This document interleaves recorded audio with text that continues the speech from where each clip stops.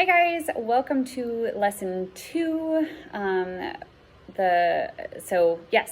Welcome to lesson 2. We are going to go ahead and get started on page 31. So you'll have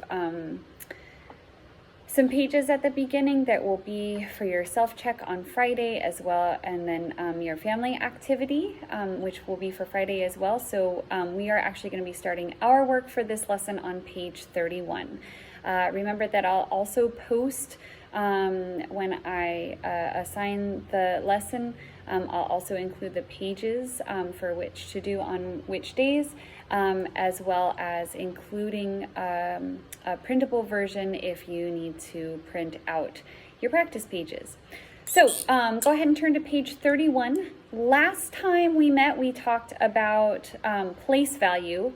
And now we're going to be talking about using place value strategies to add.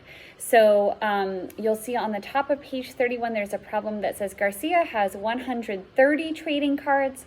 Mark has 280 trading cards. How many trading cards do Garcia and Mark have together? So I'm going to go ahead and start by writing down my numbers. I have 130. Actually, nope, before that. First, what I would like for you to do is we're going to work through some strategies for how to find information in a word problem. So when you have a problem that has words like this, it's going to be important to be able to sift through and find the information. So the first step when we are working with a word problem is to go through, as you read the problem, and circle the numbers. So Garcia has 130 trading cards. Mark has 280 trading cards. So as I'm reading that, you will circle 130, and then you'll also circle 280. So just drawing a circle around those two numbers. So now we know that it's really not important what they have. They have trading cards in this problem, but we know that we're adding trading cards to trading cards, right? So the next part is we're going to go ahead and underline the question, underline what the problem is asking. I usually start backwards at the question mark and go all the way back until you get to a question word like who, what, when, where, why, or how. So actually the whole next sentence is going to be the question. How many trading cards do Garcia and Mark have together? The last thing that we're going to do when we read through a word problem is we're going to box in keywords, and keywords are going to be words that tell us about a math problem. So when I read the question, how many trading cards do Garcia and Mark have together? Together is the word that jumps out at me as a key word, because we know then that we are going to be adding, because we want to see how many cards Garcia and Mark have together. So not just on their own. We know how many they have on their own, but we want to see how much they have when added together. So together is going to be a key word that when we see that in a problem, we know that we're going to be adding. So now I'm going to go ahead and write down my numbers. So I have 130 as one of my numbers. And I have 280 as my second number. So when we are looking at place value, we can go ahead and kind of draw some imaginary lines. I'm drawing some actual lines to separate out the different place values. When we are adding or subtracting with multi-digit numbers, it's really, really important that you add up the place values, because it's really easy to get off by one and then your whole answer is going to be off. So I'm going to make sure that as I'm writing my numbers, they're stacked right on top of each other. And when I draw these lines, I have numbers that are in the ones column, I have numbers that are in the tens column, and in this case I have numbers that are in the hundreds column, and they're all stacked on top of each other. So the numbers I have in my ones column, I have 0 and 0. In my tens column I have 3 and 8, and we know that from our work last week that 3 really represents 3 tens or 30, and that 8 really represents 8 tens or 80. And then in the hundreds column, I have a 1 and a 2. Again, the 1 represents 100 or one group of hundreds, and the 2 represents 200s or 200. So, so if I were to break this apart, let's go ahead and use our math picture to think about the problem. So I'm going to go ahead and start by drawing a picture of my how many cards Garcia has, the 130. So I'm going to use my flat again, that square picture to represent the flat as the 100. Now I've accounted for the 100, so now I can go ahead and move on. I have 100, I have 3 tens, and I have 0 ones, so I don't need to draw any units in there. So I just have a flat and 3 rods to represent 130. Now I'm going to do the same thing with my second number. I'm going to represent that with a picture. I have 2 hundreds this time. And I have 8 tens. 1, 2, 3, 4, 5, 6, 7, 8. And again, I have 0 ones, so I have 0 units that I'm going to draw in there. So now when we're looking at something all together, I'm going to just draw a circle around this and say, I'm looking at all of these together. So now is our time to kind of regroup, because we may end up wanting to trade out some rods for flats, or if we were subtracting, we may want to trade out some flats for rods or rods for units. Remember, regrouping is where we take some numbers and we just put them in a different way. So you can think about 10 as one group of tens, or you could think about it as 10 ones. When you have 10 ones, it makes sense to regroup them as one rod or one group of 10, and that way we can stay nice and organized as we do our work. So let's look through our problem. So if I look through, I'm going to go ahead and start with my hundreds, and I see that I have 3 hundreds there. So I'm going to go ahead and write down a 3 for the 3 hundreds that I have. Now I'm going to go ahead and move on to my tens. I'm going to look at my tens and count them up. I have 1, 2, 3. But then I have these tens down here, so I'm going to count on from 3. 4, 5, 6, 7, 8, 9, 10, 11. I have 11 tens. We know that 10 tens makes another 100. So I have 11 tens, which I'm going to then go ahead and regroup 10 of those tens as one more 100. So I'm going to go ahead and erase my 3 and say that I now have 4 hundreds, because 10 of these, 1, 2, 3, 4, 5, 6, 7, 8, 9, 10, it's like I'm taking those rods away and replacing them with a flat. And then I have 1 10 left over. So I have 4 hundreds, 1 10, and I still have 0 units. I didn't add any more units, so I still have 0 units. That 0 is important because otherwise my number, if I just left it the way it was, what number would that be? Right, that would be 41, right? Where I have 1 in the ones place and 4 in the tens place. So I do have to say that I have 0 ones, because now all of the numbers are in the correct place value place. I have 0 in my ones, 1 in my tens, and 4 in my hundreds. So together, Garcia and Mark have 410 trading cards. Now, if you look over on page 32, you can see exactly what we just did, where it says picture it. It says you can use base 10 blocks to help add 3-digit numbers. The first model shows Garcia's trading cards, 103 tens or 130. The second model shows the 280 trading cards that Mark has, 2 hundreds and 8 tens. And the model below shows the total number of trading cards Garcia and Mark have when they put them together. So they have those 3 hundreds, but then they have 10 tens, which would make one more 100, and then 1 10 left over. So they would really have 4 tens and one, or I'm sorry, 4 hundreds and 1 10. So the same answer that we got here using our picture. Now below that, it says model it. And this is where, so it's nice to have the base 10 blocks and drawings to be able to understand.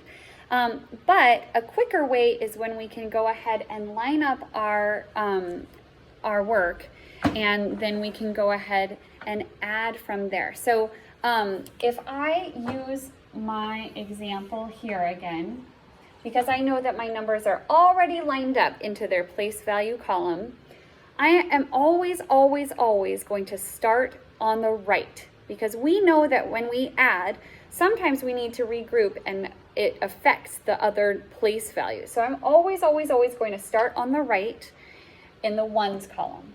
So in this case, I have 0 ones and 0 ones. So I have 0 ones. And I'm going to put that in my ones column. Now I'm going to move over to the next column and add the numbers in the next column. I have 8 and 3 in the tens column. So I'm going to add 8 plus 3. If I count on, I can say 8, 9, 10, 11. I can also think of it as 8 and 2 is a way to make 10. 3 is 1 more than 2, so I would have 1 more than 10. I would have 11. So for right now, I'm going to put 11. Oops, I'm actually going to write it in the next column. I'm going to say that I have 11 tens, right? That would be the same as 110. So I have 11 tens, which would be like 100 and 110 and 0 ones. Now I'm going to go ahead and add up my hundreds column. I have 2 hundreds and 100, which would make 3 hundreds.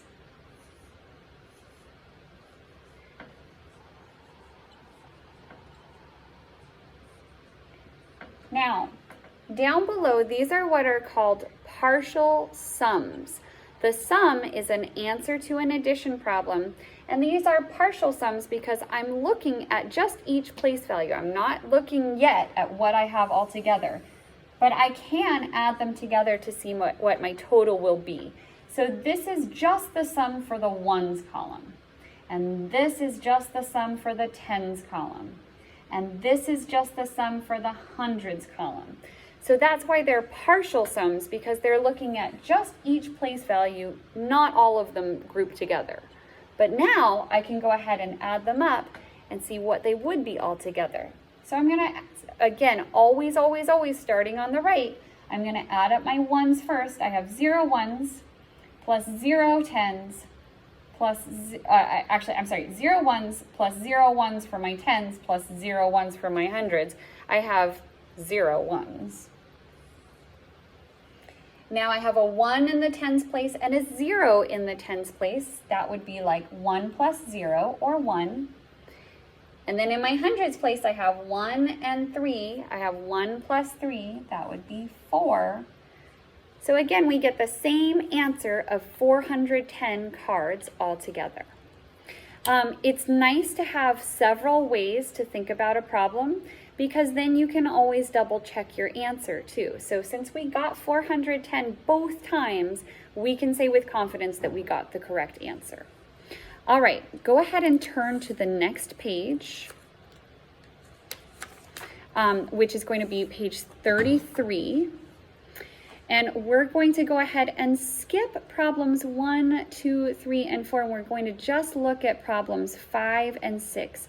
So number 5 says, look at the model it from the previous page. How do the sums in this model match the blocks in the picture it part on the previous page? So the model it that we just did, how does that relate to the pictures that we did at first? So I'm going to go ahead and draw those on the board. So the model it, when we did our pictures, we had 103 tens for our 130. We had 208 tens for our 280. And then when we combined them, when we looked at them all together, we saw that we had 1, 2, 3 flats, 3 hundreds. When we added all of our tens, all of our tens, we saw that we had 11 tens. So we took 10 of those tens and we made them into one more hundred to show that we had 4 hundreds and 1 10. So how they're related is when we get our partial sums, it's showing us what we would be doing with our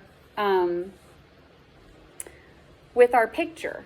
We have our flats that we started off with. We had 3, and then we had 11 tens, which we would show with our partial product here. When we added those, we saw that we really had 1 more hundred, so we had 410 as our answer. Okay, on number 6, it says explain how to use place value and regrouping to add 3-digit numbers. So explaining is going to be a huge part of your math experience in the Olders classroom. Explaining is going to be my window into your brain. And the reason it's so important is because this year, you guys also will be starting the Smarter Balanced nationwide assessment in the spring. And in that assessment, it asks you to do a lot of explaining of your thinking. So it's good. It's good to not just be able to show your thinking, but also to be able to express with words what your thinking process is. So I'm going to reread the question. It says, explain how to use place value and regrouping to add 3-digit numbers. So you're going to, if you were talking about the steps, you would say you're going to always, always, always start with the ones, and then you add each place value within that place value. So we would start with the ones column and add up all of the ones. In this problem, we didn't have any ones, so it made it really easy. Then we would move to the next place value and we would add up all of those numbers. So if we move to the tens then next, we would add up all of our tens, 8 and 3. Then we would move to the next place value, our hundreds. We would have 2 and 100 to make 300.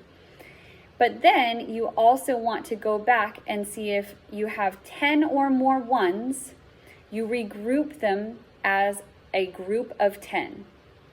If you have 10 or more tens, you regroup your tens as one group of 100.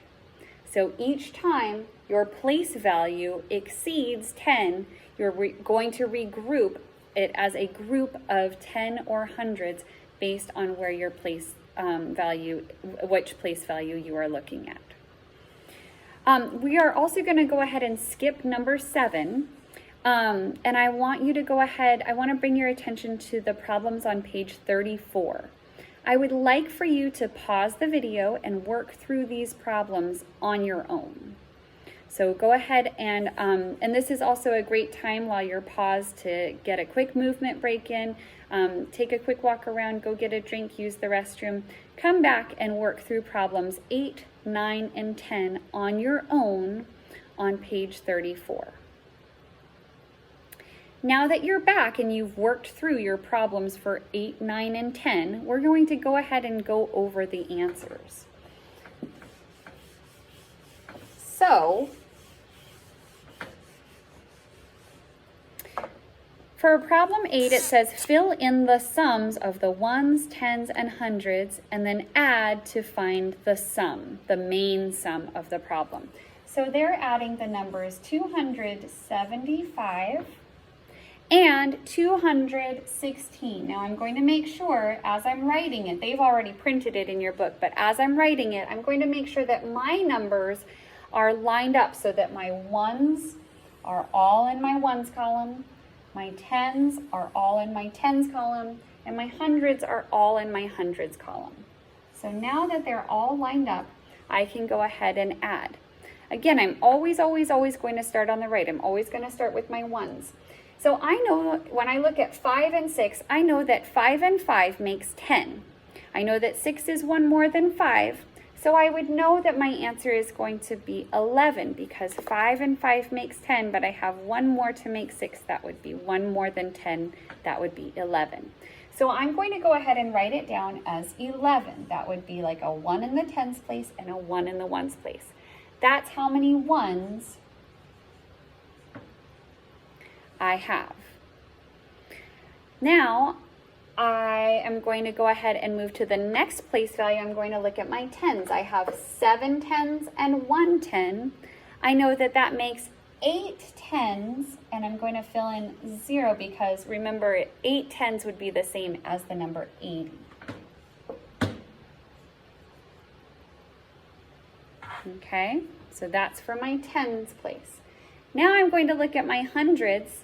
I have 2 hundreds and 2 hundreds. I know my doubles facts. 2 and 2 makes 4. So I have 400 in my hundreds place. So now I'm going to take my partial sums and I'm going to add those up. So I'm going to start with my ones column. I have 1 plus 0 plus 0. That would be like 1. 1 plus 8 plus 0. When we add 0, it doesn't change our number. So I'm really going to just focus on these top two numbers, 8 and 1. 8, any number, add 1 is like the next number. So we're going to say that's 9. You guys already know that.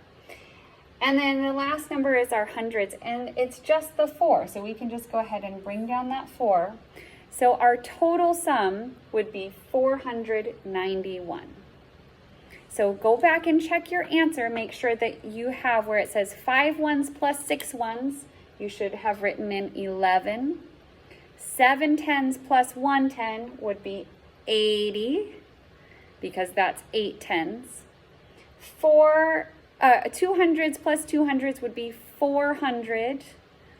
And a total answer would be 491. All right, on the next problem it says a farmer's new milk tank holds 185 more gallons than the old tank. The old tank holds 275 gallons. How many gallons does the new tank hold? Show your work. Let's go ahead and work through our problem first by circling the numbers, underlining the question, and boxing in keywords. So if we circle the numbers, we see that 185 and 275 are the two numbers. If we underline the question, we start with the question mark and we can work backward to that question word. How many gallons does the new tank hold? So draw a line under that whole sentence. The key word in this one says a farm's new milk tank holds 185 more gallons than the old tank. So we're going to take the amount that the old tank holds and add on the 185 extra gallons that the new tank holds. So more is going to be that key word. More, again, is another math word that sneaks in there and tells us that we're going to add. So I'm going to once again go ahead and line up my work. I have 185 and 275. You could also write this flipped around the other way.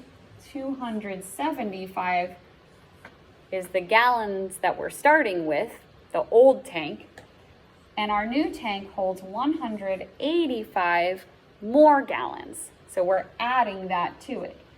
Now in addition, it doesn't matter which order you add. If you add 1 plus 3, you get 4. If you add 3 plus 1, you still get 4. That's called the commutative property, and it's something that applies in addition as well as multiplication, which we'll talk about more this year. But it basically just means that you can add in any order and it doesn't matter. It gives you the same answer each time. So in this case, I'm going to go ahead and leave it as 275 plus 185 because I'm starting with the old tank, how many gallons the old tank holds, and adding on how many more gallons the new tank holds than the old tank. However, you could do it as 185 plus 275 and still get the same answer.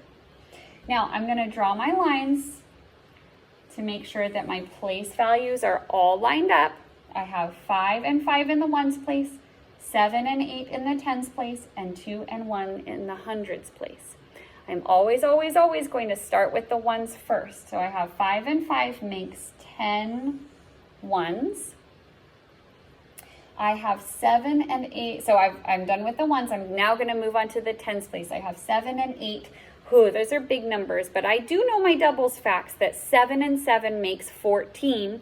8 is 1 more than 7, so my answer would be 1 more than 14, which would be 15 for my tens. And now I'm going to look at my hundreds. I have 2 hundreds and 100. That makes for 3 hundreds. I'm going to extend my lines down a little bit more to keep my nice place value organization. And when I add my partial sums, I have 0 ones, 0 ones, and 0 ones for a grand total of 0 ones. I have 1 10, 5 tens, and 0 tens. I can just look at the 1 and the 5. 1 more than 5 would be 6. And then I'm going to look at my hundreds. I have 1 and 3. 1 more than 3 would make it 4. So you should have an answer of 460. The new tank holds a total of 460 gallons. All right, the last problem says, what is 649 plus 184? So this is not framing it as a word problem. It's just asking you to add those numbers. It does say to show your work. So again, one way that we could do that, we could do a picture with our base 10 drawings. I'm going to go ahead and continue just lining up my numbers. So we're going to start with 649 because that's the first number. But again, when we're adding, we can add in any order and still get the same answer. And I'm going to add 184 to that. So now if I'm going to break down my numbers, I'm going to look at my ones column first. I have 9 ones and 4 ones.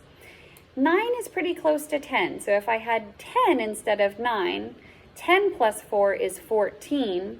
9 is 1 less than 10. So I would have 1 less than 14, which would be 13. I'm going to write it in as my partial sum. Now I'm going to look at my tens. I have 8 and 4.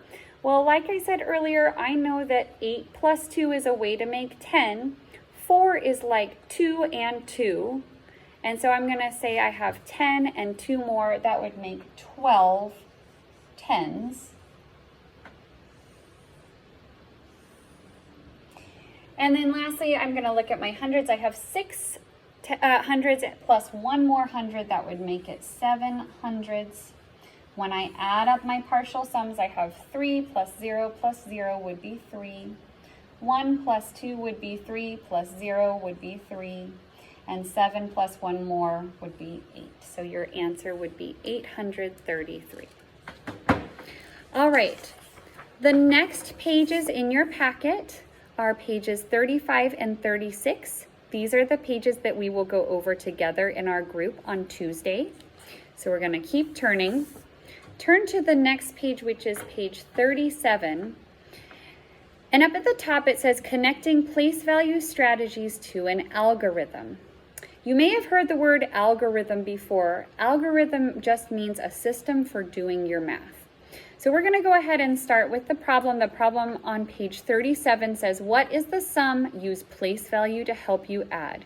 So they've given you two numbers, 225 plus 229. We're going to go over to the other page. We're going to skip where it says try it and just move on over to the other page where it says 38. And it has the model it where you're just going to go ahead and stack them one on top of the other. So 225 229. We want to separate out by place value. You can draw your imaginary lines, or your real lines rather, to go ahead and help you stay organized, but you don't have to. You can just make sure that your numbers are stacked neatly one on top of the other, starting with your ones place, your tens place, and your hundreds place. So I'm just gonna look in my ones column. I'm gonna ignore everything on the other side and just focus on the 5 and the 9. I know that 9 is like 1 less than 10. 10 plus 5 would be 15, so 1 less than 15 would be 14. I'm going to write it as a partial sum. Now I'm going to move to my tens column and ignore everything else. I have 2 tens and 2 tens. That would make a total of 4 tens. And then in my last column, I have 2 hundreds and 2 hundreds. That would be 4 hundreds. When I add them all together, I have 4 in my ones place, 0 and 0 in my ones place. So I would have a 4, 1 in my tens place, 4 in my tens place, and 0 in my tens place. 1 plus 4 would be 5. And 4 in my hundreds place with nothing up above it would be 4. So our answer would be 454. Now down, so there's 2 areas where it says model it. It says you can use place value and partial sums to add like we did here. But then where the second model, it says you can record your work in a shorter way. You can add ones to ones, tens to tens, and hundreds to hundreds. Record your work by showing regrouping above the problem and writing the sum in one row. A grid can help you keep track of the place value of the digits. So they are doing the same thing where they're writing in the lines, but instead of writing your partial sums down here, they're going to go ahead and write it up above the numbers. So I'm going to show you how to do that. So we have 5 and 9. Again, we already decided that that's 14. So if I think about the number 14, it has 4 in the ones place and 1 in the tens place. So I'm going to write my 4 in the ones place. But that extra group of 10, I'm actually going to add it up here to remind myself that I really have 2 tens, but 1 more 10 that I got from the ones place. So now I have 2 tens, and 1 10. 2 and 2 makes 4, and 1 more than 4 would make it 5. And now I'm going to, I didn't have to bring anything over from my tens column. Now I can just look at my hundreds column, and I have 2 hundreds plus 2 hundreds would make it 4 hundreds. We got the same answer, which means that we got the problem right. So go ahead and turn to the next page, page 39. Number 1 says, look at the first model it. What place value sum must be regrouped? Well, the one sum, because there are 14 ones, which is the same as 1 10 and 4 ones. 2, look at the second model it. The sum of the ones is 14. Where do you see the 14 ones in the model it? So the 1 above the tens place shows that there's 1 more 10, and the 4 in the ones place shows that there are 4 ones. So that's how we broke up our 14 into 1 more group of 10 and 4 ones. But that comes from the ones place where we added 9 and 5 to get 14 ones. We just broke them up into 2 different places. Not crazy about the wording on that question. All right, number 3, what is the sum? 454. Did you need to regroup again? Nope, we didn't need to regroup our tens or our hundreds. We only had to regroup the 5s because that was the only one that had more than 10. Number 4 says, how are the 2 ways of adding in each modelet alike and different? Well, they're both looking at place value. One is showing all of the sums down below, and one is splitting it up as a shorter way of writing it. You get the same answer, but they're 2 different approaches. Number 5 says, use the grid to find 150 plus 368. So they've provided you with a grid, and they've actually written in the numbers already. Add by place value and show the sum in one row. explain your work. So we're not going to bother with the explaining, but I do want you guys to have a little bit more practice on working within that grid. So I have 158 as the first number and 363 as the second number. Yours is on a grid. Mine is not going to be on a grid, but I have my numbers lined up. So first I'm going to look at my 8 and 3. I know that 8 plus 2 makes 10. 8 plus 3 is going to be 1 more than 10, which is going to be 11. So I'm going to break that up. I'm going to say, okay, if I were to write down 11, I would have 1 in the ones place, but I'm going to move this 1 from the tens place up here to remind me that I'm really going to be adding one more group of tens. So now I have 5 and 6 and 1 more. I'm going to go ahead, because I really like working with doubles, I'm going to go ahead and add the 1 and the 5 first to make 6. And then I'm adding 6 and 6, which I know makes 12. Now again, if I were to write down 12, I would see that I have a 2 in the tens place, but I have a 1 in the hundreds place. So I'm going to go ahead and move that 1 up to the top to remind me that I have one more group of hundreds. So now I have 1 plus 3 plus 1 more. 1 and 3 would make 4, and 1 more than that would make it 5. So your answer would be 521. On page 40, I would like for you to work through these problems on your own. Again, this is kind of a longer lesson, so this would be a great time to pause, take a quick break, go get a drink, take a little movement, and then come back and work through the problems 7, 8, and 9 on your own on page 40. Now that you're back, we're going to go ahead and double check your answers for the work you did for 7, 8, and 9 on page 40. So you have, the first one is 245 plus 114 plus 328. So now we are adding 3 numbers, but the process is going to be the same.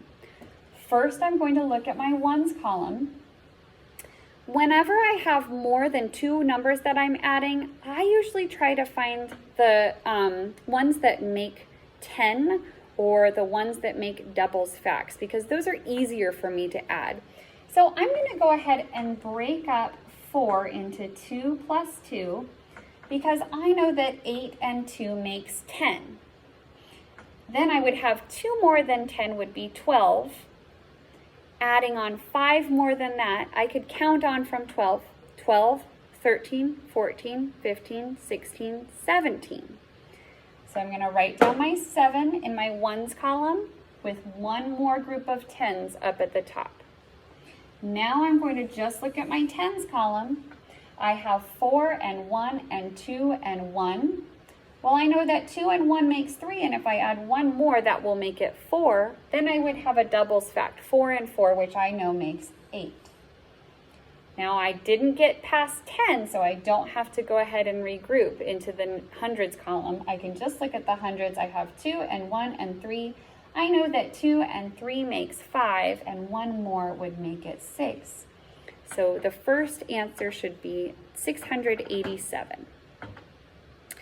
Number 8, a word problem again.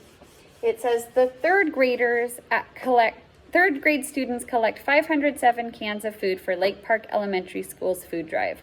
The 4th grade students collect 435 cans. How many cans did the students collect in all? Check your answer by estimating. Show your work. Okay, so first step is going to be to go through the problem and circle the numbers. Then you're going to go ahead and underline the question, and then you're going to try to find the key word. So numbers that you should circle would be 507 and 435. The question to underline is how many cans did the students collect in all? And the key word there is in all. Again, another math term meaning adding.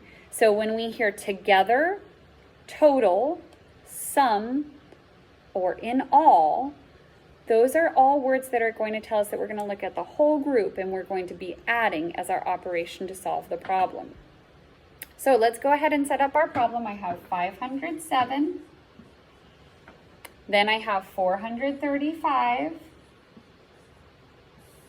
If I add those up, I'm going to go ahead and think of 7 as 5 and 2.